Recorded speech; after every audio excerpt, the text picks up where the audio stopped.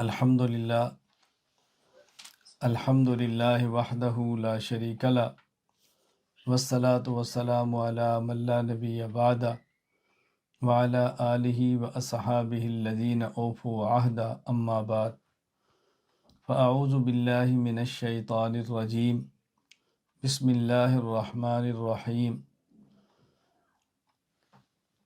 وما ارسلنا من رسول الا لیطاع باذن اللہ اللہم صلی علی محمد وعلی آل محمد کما صلیت علی ابراہیم وعلی آل ابراہیم انک حمید مجید اللہم بارک علی محمد وعلی آل محمد کما بارکت علی ابراہیم وعلی آل ابراہیم انک حمید مجید۔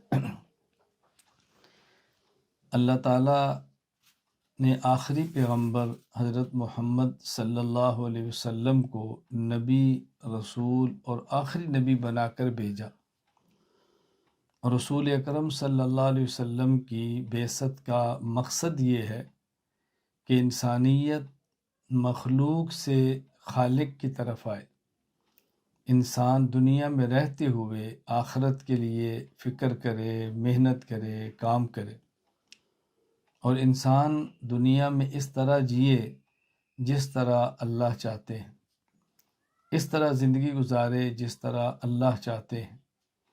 اس کا سونا، جاگنا، اٹھنا، بیٹھنا، چلنا، پھرنا، کھانا، پینا، حتیٰ کہ جینا اور مرنا ایسے ہو جیسے اللہ چاہتے ہیں۔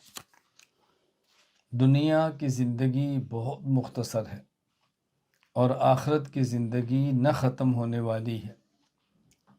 خوش قسمت وہ انسان ہے کہ جو دنیا میں رہ کر اپنی آخرت کی تیاری کرے، اور بدقسمت وہ انسان ہے جو دنیا میں رہ کر اس طرح کام کرے کہ اللہ کو ناراض کر بیٹھے اور اپنی آخرت کو برباد کر بیٹھے۔ حضور اکرم صلی اللہ علیہ وسلم نے ارشاد فرمایا، الکیس من دان نفسہ وعمل لما بعد الموت۔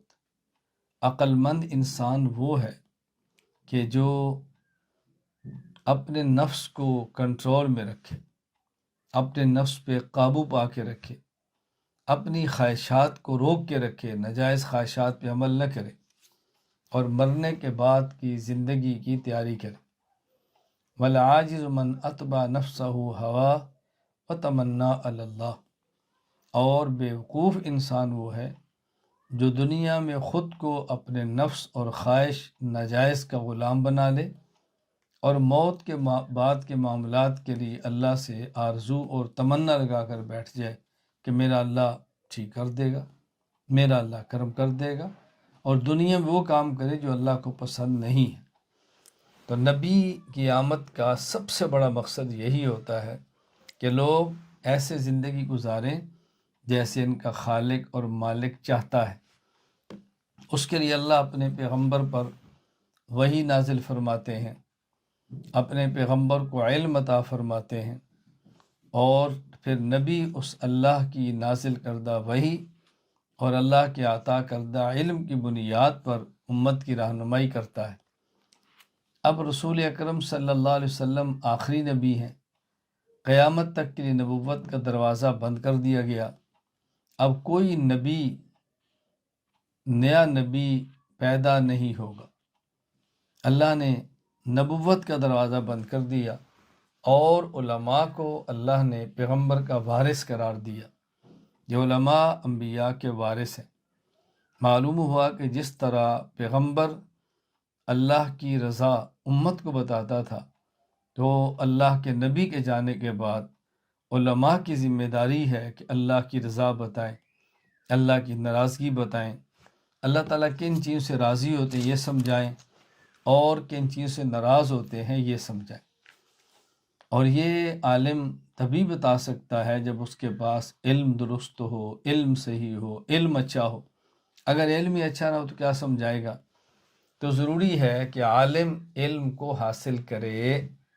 جو علم کو حاصل کرتا ہے اس کو طالب العلم کہتے ہیں۔ علم حاصل کرنے کے بعد وہ عالم بنتا ہے۔ پیغمبر پر وحی آتی ہے، پیغمبر کو دنیا میں کسی سے علم شریعت نہیں سیکھنا پڑتا، اور کوئی انسان دنیا میں نبی کا معلم اور استاذ نہیں ہوتا، لیکن طالب علم کو علم پڑھنا ہے تو عالم بننا ہے، عالم نے کتابیں پڑھنی ہے تو عالم بننا ہے، اساتذہ کی صحبت میں بیٹھنا ہے تو عالم بننا ہے، وگرنہ نہیں بن سکتا۔ رسول اکرم صلی اللہ علیہ وسلم والا علم امت کو پڑھانے کے لیے اور علماء تیار کرنے کے لیے مدارس بنائے جاتے ہیں، دارالعلوم بنائے جاتے ہیں، چھوٹے اور بڑے مکاتب بنائے جاتے ہیں تاکہ لوگ علم دین کو پڑھیں۔ جس طرح دیگر مدارس، مکاتب اور جامعات موجود ہیں، بحمد اللہ تعالی ہمارا اپنا ادارہ دارالعلوم کھٹمنڈو یہ بھی موجود ہے۔ اللہ برکت عطا فرمائے، اللہ قبولیت عطا فرمائے۔ مفتی ابو بکر صدیق حنفی دامت برکاتہم نے اس کی بنیاد رکھی ہے، بہترین اساتذہ موجود ہیں، طلبہ وہاں پہ تشریف لا رہے ہیں۔ میں جب ستمبر 2023 کو دارالعلوم کھٹمنڈو میں گیا اور 4 دن وہاں قیام کیا، اساتذہ کرام سے نشستیں ہوئیں، طلبہ کرام سے ملاقاتیں ہوئیں، اور کھٹمنڈو کے دیگر مقامات میں جانا ہوا، تو ایک بات ہمارے سامنے آئی کہ وہاں نیپال میں دورہ حدیث تک اہل سنت والجماعت کا باقاعدہ مدرسہ موجود نہیں۔ تو مجھے بہت فکر پیدا ہوئی۔ مفتی ابو بکر صاحب سے اور اساتذہ کرام سے میں نے گزارش کی کہ آپ نیت فرمائیں اور دورہ حدیث تک دارالعلوم کھٹمنڈو کو شروع کریں۔ اللہ ان کو جزائے خیر عطا فرمائے۔ ان حضرات نے میری درخواست کو قبول فرمایا، طلبہ کرام سے بات کی، طلبہ ذہنی طور پر تیار ہوئے، اور اس وقت الحمدللہ عالمیت کا درجہ خامسہ موجود ہے جس میں طلبہ کرام کا داخلہ ہو گیا ہے۔ اللہ نے چاہا تو انشاءاللہ رفتہ رفتہ یہ دورہ حدیث تک جائے گا، تخصص تک جائے گا۔ اللہ تعالیٰ اس دارالعلوم کھٹمنڈو کے فیض کو پورے عالم میں عام فرمائے، اللہ تعالیٰ اس کو خیر کا منبع بنائے، اللہ تعالیٰ اس کو شرور اور فتنوں سے محفوظ رکھے۔ جتنے وسائل اسباب کی ضرورت ہے اللہ اپنے غیب کے خزانوں سے عطا فرمائے اور دنیا میں کسی کا محتاج نہ بنائے۔ طلبہ کرام موجود ہیں، اور آج دارالعلوم کھٹمنڈو کے یہ شوال 1445 ہجری کا افتتاحی درس ہے، افتتاحی سبق ہے، افتتاحی مجلس ہے۔ اساتذہ بھی موجود ہیں، طلبہ کرام بھی موجود ہیں۔ میں ان تمام سے گزارش کرتا ہوں کہ میں بہت لمبی بات نہیں کرنا چاہتا، انشاءاللہ بھی تھوڑے وقت کے بعد ہمارا تخصص فی العقائد اسلامیہ کا افتتاح بھی ہوگا۔ اگر وقت ہو تو آپ اس بیان کو بھی سنیں اور تفصیل سے سنیں تاکہ ساری چیزیں علماء کرام کے سامنے آ جائیں۔ میں طلبہ کرام سے گزارش کرتا ہوں، ایک تو 16 شوال کو میں نے جو مرکز اہل سنت والجماعت کے آغاز پر طلبہ کرام سے باتیں کی ہیں وہ آپ طلبہ بھی دوبارہ سن لیں۔ مفتی ابو بکر صدیق صاحب آپ کو انشاءاللہ لگا کر سنا دیں گے اور تحریری شکل کے اندر بھی آ جائے گی، آپ اس کو دیکھ لیں۔ دوسری بات طلبہ کرام سے میں گزارش کروں گا کہ دیکھیں، اگر علم پڑھنا ہے تو اس کے لیے بنیادی چیز تقویٰ ہے، گناہوں کو چھوڑنا ہے، نیک اعمال کی پابندی ہے۔ جب انسان گناہ کرتا ہے اور توبہ نہیں کرتا تو دل پہ ظلمت چھا جاتی ہے، سیاہ نقطے لگ جاتے ہیں۔ علم الہی، نور نبوت ایسے دل میں نہیں آ سکتا جو گناہوں سے زنگ آلود ہو اور گناہوں سے بھرا پڑا ہو۔ نور علم اور علم الہی اور شریعت کا علم اسی سینے کے اندر آتا ہے جو سینہ گناہوں سے صاف ہو۔ اگر کہیں آ بھی جائے تو اس علم کی برکات نہیں ہوتی، اس علم کی نورانیت نہیں ہوتی، اس علم سے انسان فائدہ نہیں اٹھاتا۔ یہ بات بہت اچھی طرح ذہن نشین فرما لے۔ تو ہم تمام طلبہ سب سے پہلے اپنے گزشتہ گناہوں کی توبہ کریں کہ یا اللہ ہمارے چھوٹے اور بڑے، علانیہ اور مخفی تمام گناہوں کو معاف فرما دے، اور ہم سچے دل سے توبہ کریں اور آئندہ کے لیے نیت کریں کہ ہم انشاءاللہ گناہ نہیں کریں گے، گناہوں سے بچیں گے۔ اگر کوئی گناہ ہو گیا تو ہم فوراً توبہ کریں گے، اللہ تعالی ہمیں اس توبہ پر قائم فرمائے۔ دوسری گزارش میری طلبہ کرام سے یہ ہے کہ اگر علم حاصل کرنا ہے اور وہ علم جو نور والا ہو، وہ علم جو برکت والا ہو، وہ علم جس پر عمل کی توفیق ہو، وہ علم حاصل کرنا ہے تو پھر مدرسے کا، دارالعلوم کا ادب کریں، مکتب اور تپائی کا ادب کریں، اور وہ درسگاہ کا ادب کریں، کتاب کا ادب کریں، استاذ کا ادب کریں۔ ادب کرنا بہت ضروری ہے۔ ادب کے بغیر علم کی برکات حاصل نہیں ہوتی، ادب کے بغیر علم کا نور حاصل نہیں ہوتا۔ تو یہ ضروری ہے کہ ہم ادب کا بہت زیادہ خیال کریں۔ تیسری گزارش میری طلبہ کرام سے یہ ہے کہ موبائل کا استعمال چھوڑ دیں۔ موبائل کا استعمال کرتے ہوئے علم حاصل نہیں ہوتا، جو تھوڑا بہت مل جائے وہ گناہوں کی نظر ہو جاتا ہے، بہہ جاتا ہے۔ موبائل کا استعمال چھوڑ دیں۔ زمانہ طالب علمی میں تو طالب علم کو موبائل کے جائز استعمال بھی نہیں کرنا چاہیے، جس جائز استعمال ناجائز استعمال تک پہنچا دیتا ہے۔ یہ جائز استعمال ناجائز استعمال تک پہنچاتا ہے۔ موبائل کو بالکل ایک طرف رکھتے ہیں۔ مجھے بہت سارے احباب یہ کہتے ہیں، رابطہ کرتے ہیں، جو مجھ سے بیعت اصلاحی تعلق ہے، تو استاد جی ہم توبہ کرنا چاہتے ہیں، توبہ پھر ٹوٹ جاتی ہے، گناہ بہت زیادہ ہوتے ہیں، ہم کیا کریں؟ میں ان کو ایک ہی بات کہتا ہوں کہ آپ موبائل کو چھوڑ دیں، گناہ آپ کو چھوڑ دیں۔ جب تک آپ نے موبائل کو نہیں چھوڑنا، گناہوں نے آپ کو نہیں چھوڑنا۔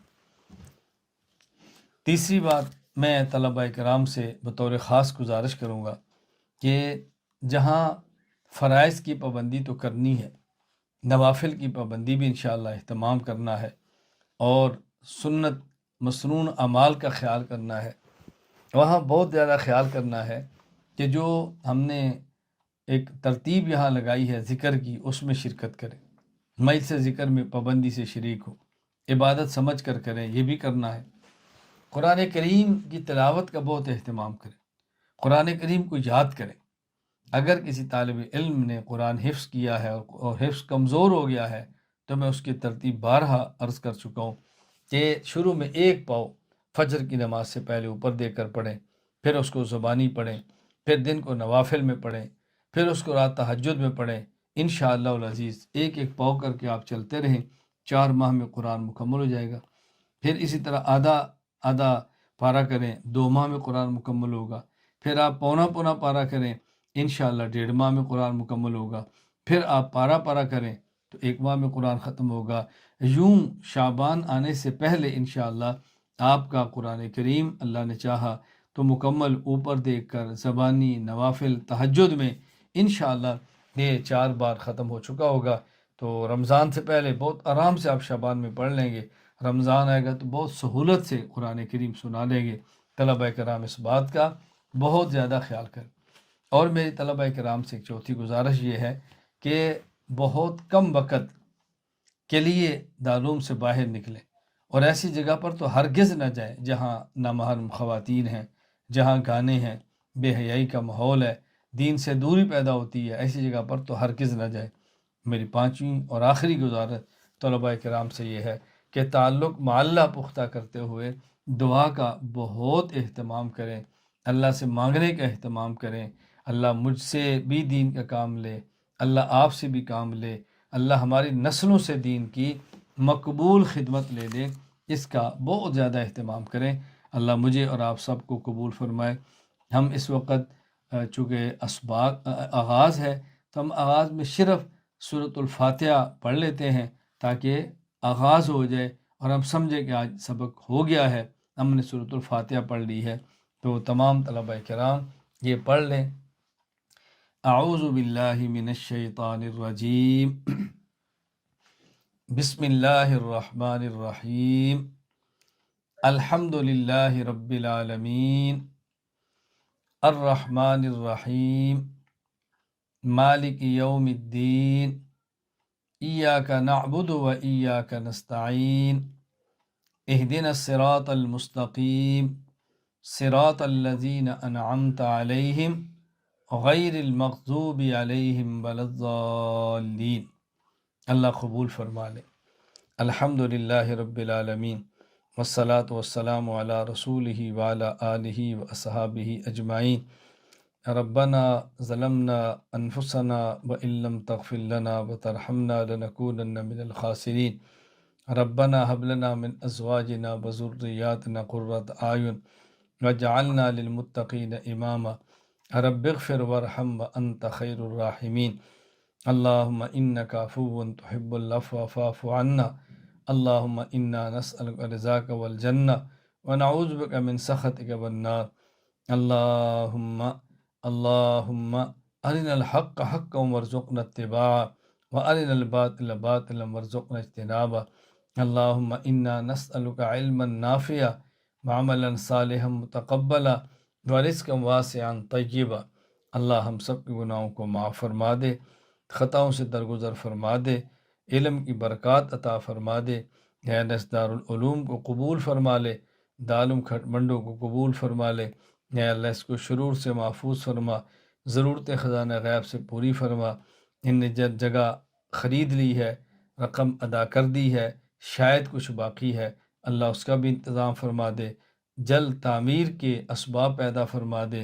اے اللہ ہم سب کو اپنے دین کی مقبول خدمت کی توفیق عطا فرما۔ وصلی اللہ تعالی علی رسول خیر خلقہ محمد وعلی آلہ وصحابہ اجمعین برحمتک یا ارحم الراحمین۔